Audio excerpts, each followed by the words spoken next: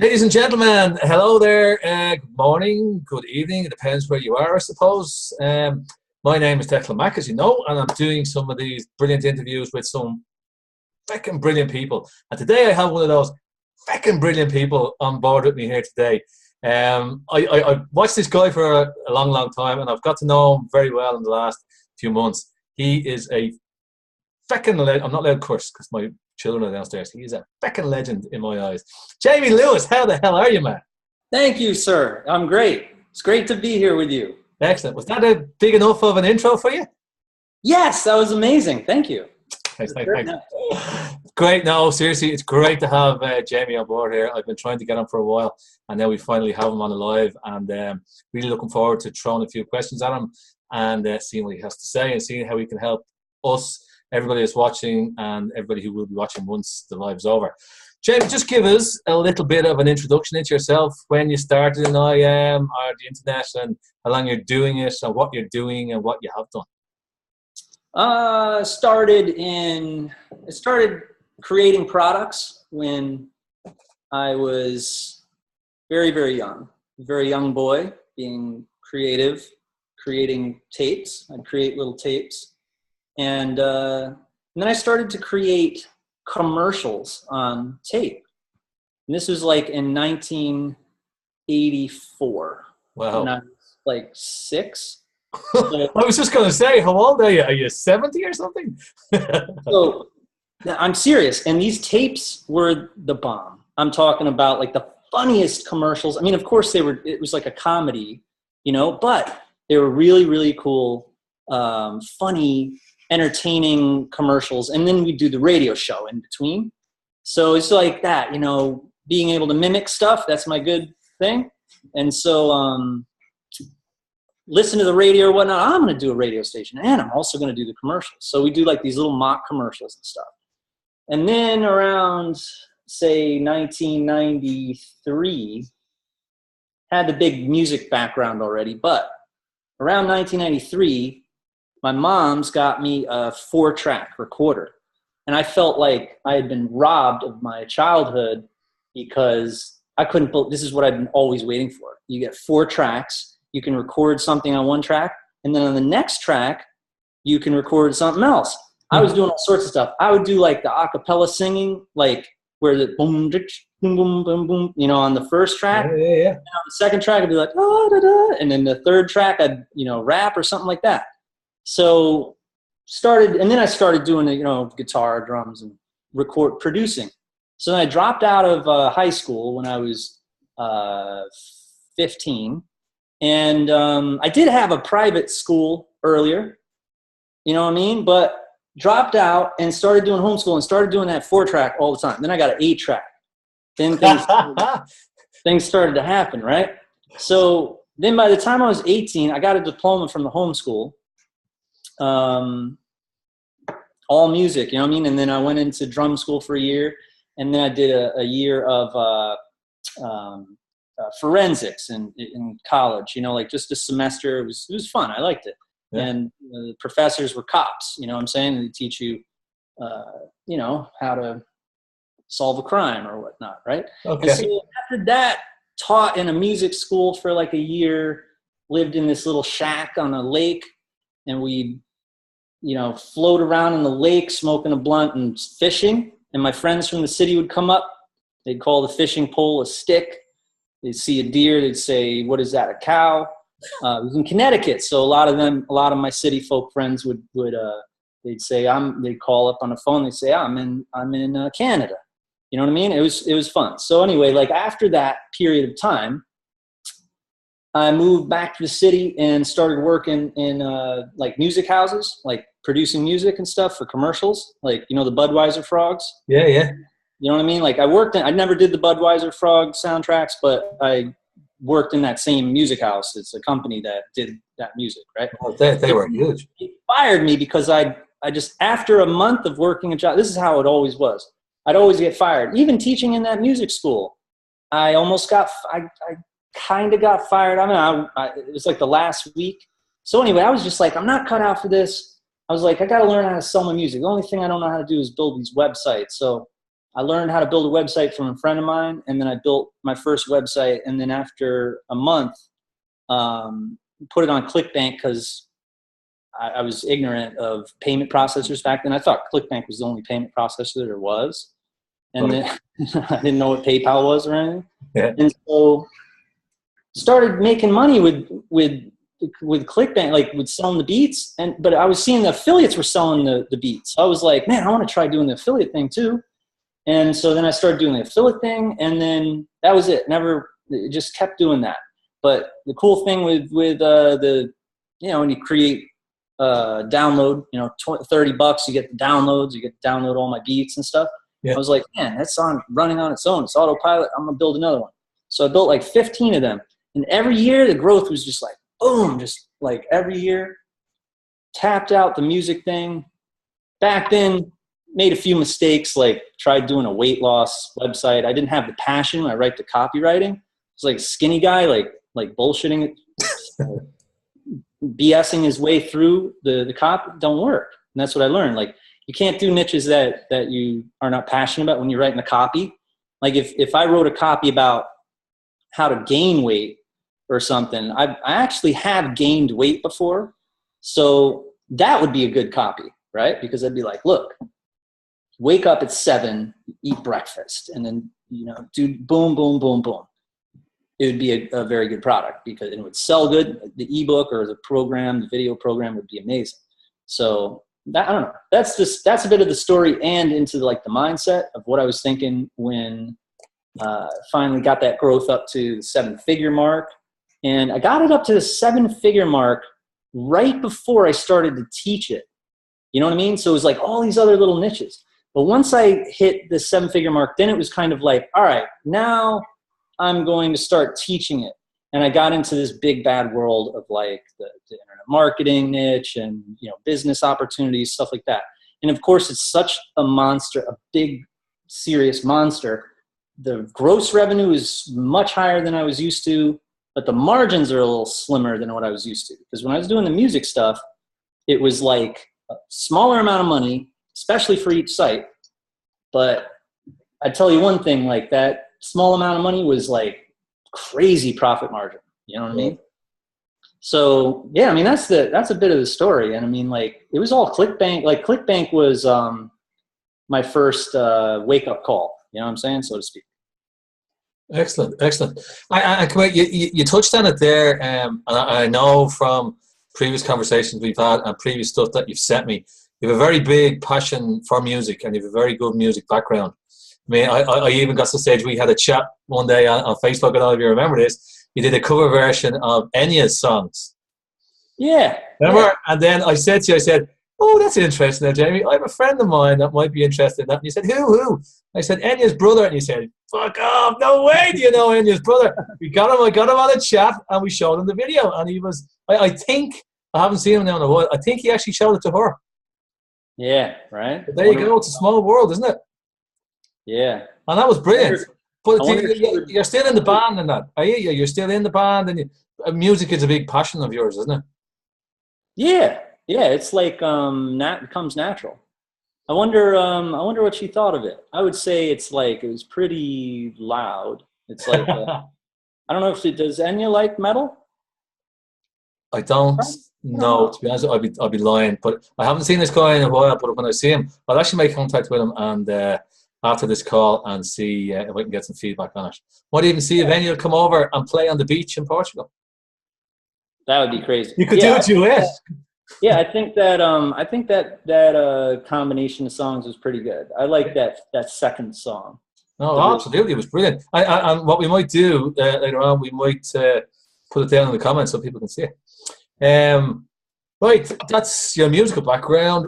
What do you see the future looking for yourself? What plans have you got? And I know you've done a lot of domain or flipping domains and all this type of stuff and brought out a fantastic software and that a lot of people were raving about.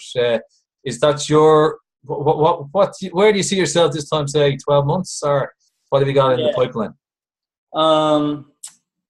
I'm kind of positioning some really like big things, And I know that I know like the immediate goals are a little bit different than long-term goals, but immediate goals are I mean, I got a few like confidential things that I'm working on, but it's more of like I had a recent experience that I want to document. And so I'm going to be working on that. And then of course, something that I'm always managing is my domaining, not only domaining business, but this program and software that I have that became pretty successful that helps domainers achieve their goals with selling their domains. So I'm always working on that nowadays, and also wanting to do some new things. And I think I might actually do my first brick and mortar business. And that's kind of like the confidential one. That you're just after telling everybody about.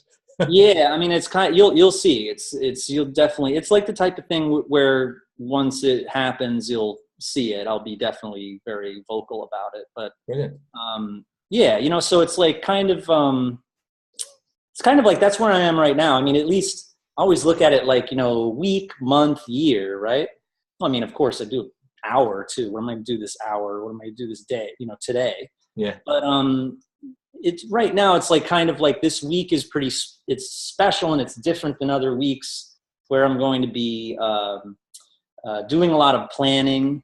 I love getting creative, not only with music and stuff, but creative with, Microsoft Word, for instance, planning, writing out exactly all my goals and metrics. And, it's usually very, very fun for me. You know, when you probably do the same thing, you know, you say, all right, my goal, if I do 200 units a day from there, then that, you know what I mean? And then what do I do with those resources, et cetera? Yeah. That's kind of what I'm doing this week. You know what I mean? Cool. Excellent. Yeah. Come here. I know you're a big authority as well, and the people watching will know you're a big authority on YouTube. Can you give anyone advice want to sort of crack the YouTube market? Or I know you've a lot of subscribers yourself, and I mean you monetize YouTube so well. Say anyone, I know a lot of people, most people probably watching this, and most people around the world will know about YouTube, obviously, and it's easy enough to get in and set up a channel and all that type of stuff. But would you have any advice, sort of? I don't know if YouTube are coming out with new stuff down the line, or what way would you talk to sort of, say, a new person coming on board that they can sort of monetize their business with YouTube? Yeah, I gave a friend of mine some pretty good advice regarding advertising in terms of her website. And she had made a comment to another friend of mine that she only sold 3 packages on her website. And I made the analogy, the comparison to, it's like having a restaurant on a long dirt road, and there's no signs on the main road, on the main street, that there is a restaurant back there. Yeah. And that's what you see a lot of people do. They create a website and then they don't advertise, right? And then there's also the challenge of, you know what, you got to be realistic. A lot of the time, if they're not doing well with the website, it's brand new or something like that, you probably don't have a lot of money. So I said, what's wrong with creating a YouTube video? And, sometimes this is the best thing is if, say, for instance, you're selling a CD and you're having trouble selling the CD because no one buys CDs anymore. They'll go to iTunes or something like that. Yeah. Well, then maybe upload one of the songs from the CD to YouTube and make sure that it's on a channel that is just dedicated for that. You know what I mean? Like every channel should be dedicated to one niche, right? So if it's like a certain type of music, then you know what, you got to super target it. And that does it. That's pretty good advice for what we do in terms of, the entrepreneurs on the internet. But sometimes someone will have a YouTube channel where it's just them talking. They're like a personality or something. And then they're going to have different subjects, right? Yeah. Or a movie review YouTube, or a review YouTube, doing reviews of video games. It'll be all sorts of different video games, right? Yeah. But that's the idea. So that's the advice I gave her about the CDs, trying to sell CDs, was upload one of the songs, and then don't just stop there. Send some video ads, YouTube, Google video ads at the YouTube video to kind of boom, like kind of thrust it up there. Yeah. Give it a boost. Yeah. give it a boost, turn it off. You don't need to go crazy or whatnot. And also, if you have a newsletter, you could send the newsletter traffic at the YouTube video too, and then it'll rise in the search. And before you know it, I mean, like the Enya video, for instance. This is a great example. I got a couple really cool examples for people who haven't done this before, right? The Enya video, I don't have a list for music performance. I have a beats list. That's a little bit different. So the Enya video, for instance, it's ranks for Enya cover and for Enya metal cover. I think it's like number 2 or something like that, or it was. Right. And I didn't promote it. And it's on a channel that, unfortunately, you just heard me talk all about how you have to have it on a channel that's targeted. The channel I put the Enya thing on is not targeted. It's kind of like just blah channel, right? Yeah. I have a marketing channel, and then I have a movie documentary review YouTube channel, and then I've got a beats channel. I've got a bunch of them. But the channel that I posted the Enya thing to is just all sorts of stuff. I mean, it's kind of because I started that channel back in the day when I didn't know a lot of this stuff. So I kind of sabotaged it from the get-go, and I still continue to make those mistakes just because sometimes some of the videos did work anyway. Like I have a documentary on there, and that actually brought in quite a bit of income, but it's like on a channel. I mean, I'm not going to really have any people watch those videos, and then the next video is going to be, like, oh, exactly what they wanted to see. I don't really get many subscribers, they're like, oh, that was a great video. Let's see what else he has. Oh, it has nothing to do with what I was originally. It's one of those types of channels. But the Enya thing is like ranking, like for Enya. I mean, it's not hard to do. That's an example of something without traffic or anything. I didn't send any traffic at it. I've got music videos that got like 40,000 views or like 100,000 views. And some of them I boosted. Admittedly, I sent paid traffic at it to boost in the beginning. But some of them kind of just ended up there because they were like clever. Like one of them, it's funny too. You put like, you kind of make a trade-off, like a sacrifice. If you make the title something that is a little misleading or something, it gets more more interest, more clicks and everything, and everyone's more views. But you'll see the likes are like, everyone's pissed off. They're like, I had one that was watch us crash a Rolls Royce. Right. And so basically, what you're saying for people, if they're starting off on YouTube and they want to try and grow their YouTube, get a channel dedicated to one niche, stick to it, and then grow it from there, and throw a bit of paid traffic at it and build it. But stick to the one niche rather than have bits and bobs all over the place until you're sort of established, I suppose.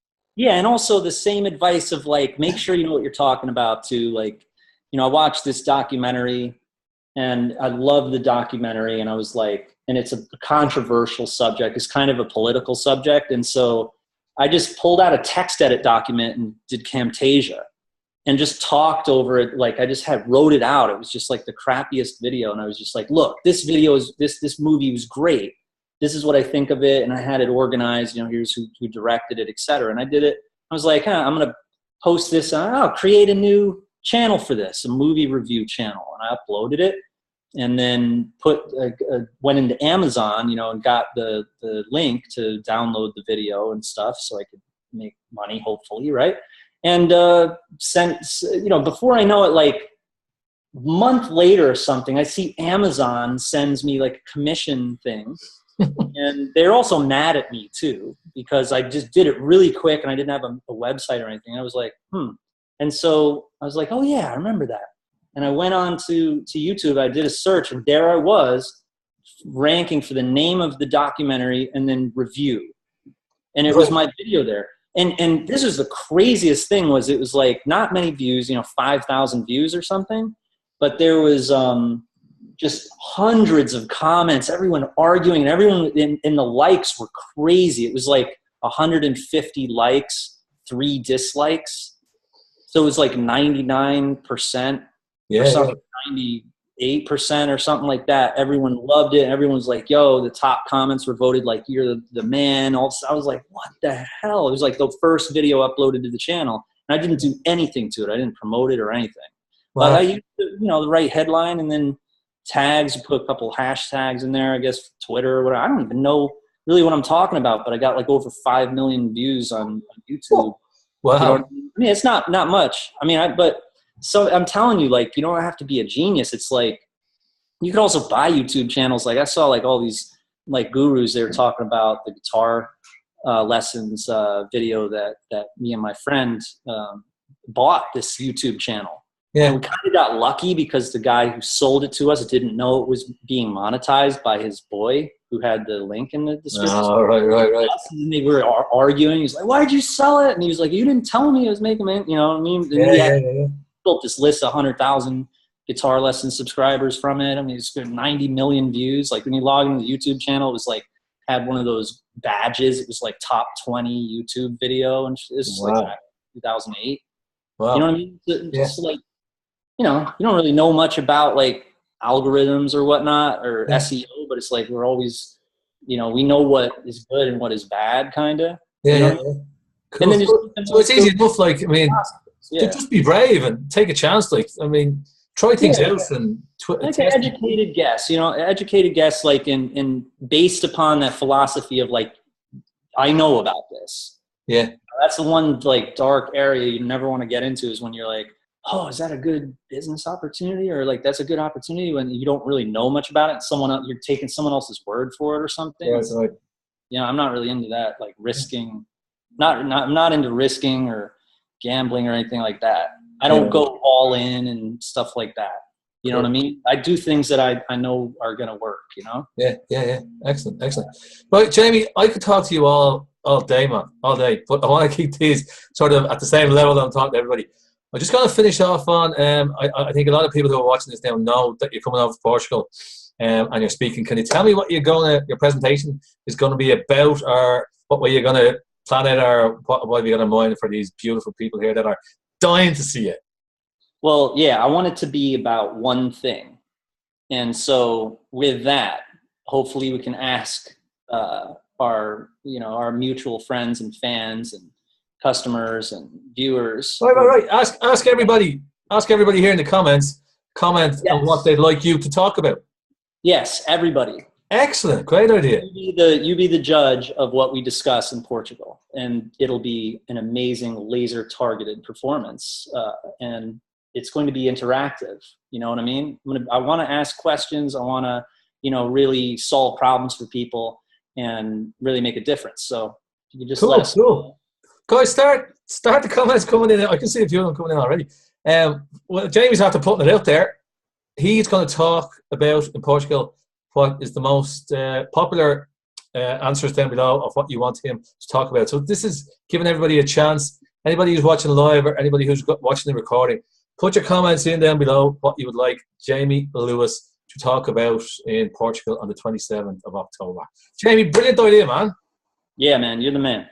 And fabulous, and thank you for your time, and it's been brilliant talking to you. Brilliant talking to you, my friend. Excellent. Talk to you soon. Thanks, everybody. All the best.